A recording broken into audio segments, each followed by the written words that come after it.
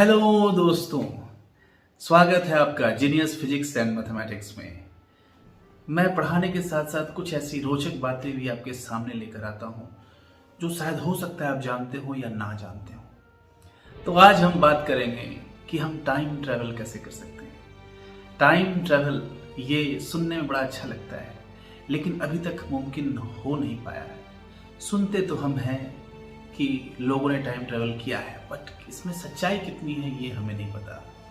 तो time travel हम कैसे कर सकते हैं, इसका जो कॉन्सेप्ट है ये अगर मैं इसकी चर्चा करूं तो सबसे पहले क्वांटम मैकेनिक्स का थ्योरी आता है। इस थ्योरी के अनुसार जो है हम सिर्फ एक ही ब्रह्मांड की कल्पना करते हैं, लेकिन नहीं, इस थ्योरी के अनुसार, क्वांटम मैकेनिक्स के अनुसार मल्टीवर्स अवेलेबल हैं। मल्टीवर्स मतलब बहुत सारे यूनिवर्स, और ये यूनिवर्स जो हैं ये सब एक दूसरे के पैरेलल चल रहे हैं। लेकिन इसमें बहुत सारे ऐसा पैराडॉक्स भी हैं, बहुत सारे ऐसे पैराडॉक्स हैं जो आड़े आते हैं। लेकिन क्वांटम मैकेनिक्स इन सब में ये हेल्प करता है कि आप इस पैराडॉक्स को झुठला सकें। कैसे? सबसे पहले इसके लिए जो पैराडॉक्स है वो है ग्रैंडफादर पैराडॉक्स।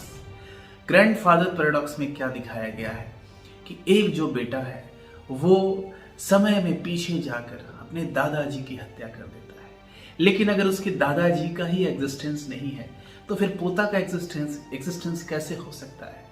तो यहाँ पे क्वांटम मैकेनिक्स के द्वारा हम ये एक्सप्लेन करते हैं कि वो समय में पीछे तो गया, लेकिन अपने यूनिवर्स में नहीं, वो किसी दूसरे यूनिवर्स में समय में पीछे गया, और जो लाइफ इस यूनिवर्स में चल रही है वही लाइफ उस यूनिवर्स में भी चल रही है, और वो समय में पीछे जाकर उस यूनिवर्स के टाइमलाइन के साथ छेड़छाड़ करता है, और वो उस यूनिवर्स में जाकर अपने दादाजी की हत्या करता है। तो इस यूनिवर्स में उसका जो एग्जिस्टेंस है वो बरकरार रह जाता है।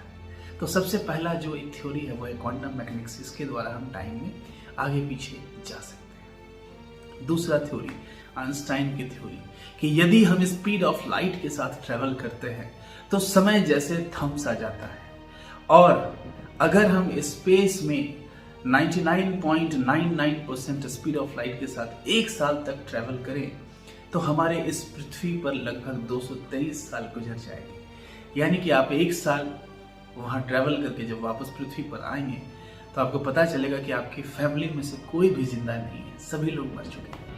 यानी कि वहां का एक साल और आपकी पृथ्वी का लगभग 223 साल। तो इस तरह से हम समय में आगे जा सकते हैं।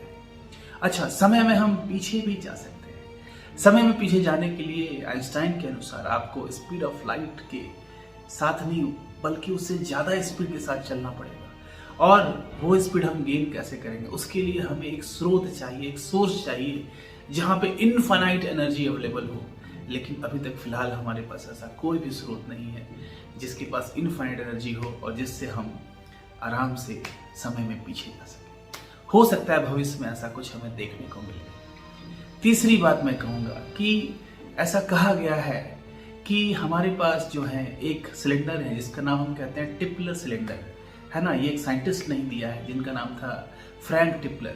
उनके अनुसार स्पेस में बहुत सारे ऐसे असीमित सुरंग हैं सिलेंडर के फॉर्म में, जिसके अगर हम आगे पीछे कुछ चक्कर ही लगा लें तो हम समय में पीछे जा सकते हैं, है ना।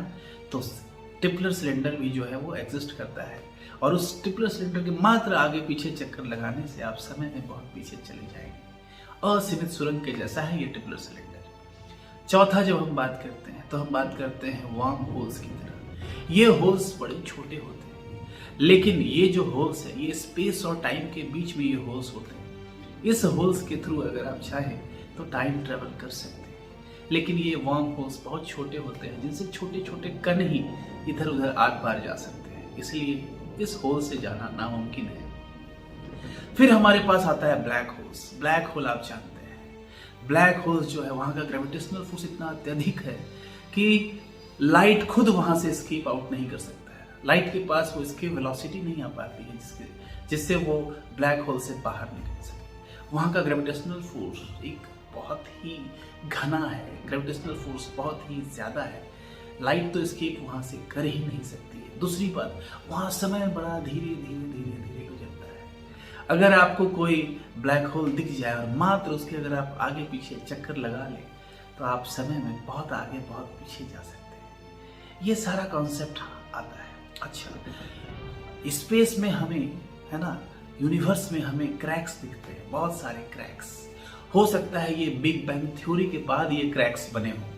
ये क्रैक्स क्या होता है, कभी कभी आपस में क्रैक्स टकराते हैं, तो आपस में टकराने से वहां पे एक टाइम लूप क्रिएट हो जाता है और उस टाइम लूप के साथ भी आप आगे पीछे जा सकते हैं। तो और अभी रिसेंटली 13 मार्च, है ना, 2013 में हमारे साइंटिस्टों ने प्रूव किया है कि हमें एक ऐसा पार्टिकल मिला है जिसका नाम उन्होंने रखा है हिग्स बोसन या फिर गॉड पार्टिकल। इस हिग्स बोसन या गॉड पार्टिकल के थ्रू साइंटिस्ट ये दावा करते हैं कि हम समय में आगे पीछे जा सकते हैं, यानी कि हम टाइम ट्रेवल कर सकते हैं। तो ये सारा कॉन्सेप्ट अगर आपको अच्छा लगा हो तो इस वीडियो को लाइक करें, सब्सक्राइब करें और बेल आइकन जरूर से दबाएं, ताकि मेरी आने वाली वीडियोस के लिए आपको फ्यूचर में नोटिफिकेशंस मिल सके।